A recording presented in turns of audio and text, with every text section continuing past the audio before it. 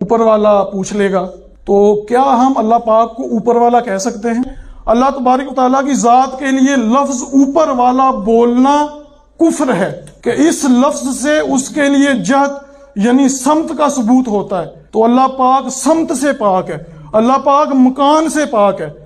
حضرت علامہ سعد الدین تفتزانی فرماتے ہیں اللہ تبارک و تعالیٰ مکان میں ہونے سے پاک ہے، اور جب وہ مکان میں ہونے سے پاک ہے تو سمت سے بھی پاک ہے، اسی طرح اوپر اور نیچے ہونے سے بھی پاک ہے۔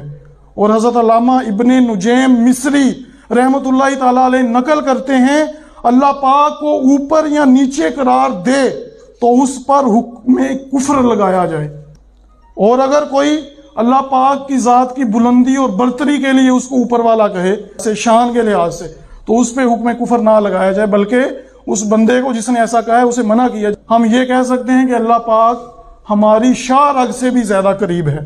تفسیر حازن میں فرماتے ہیں کہ شاہ رگ وہ رگ ہے جس سے خون جاری ہو کر پورے جسم میں جاتا ہے۔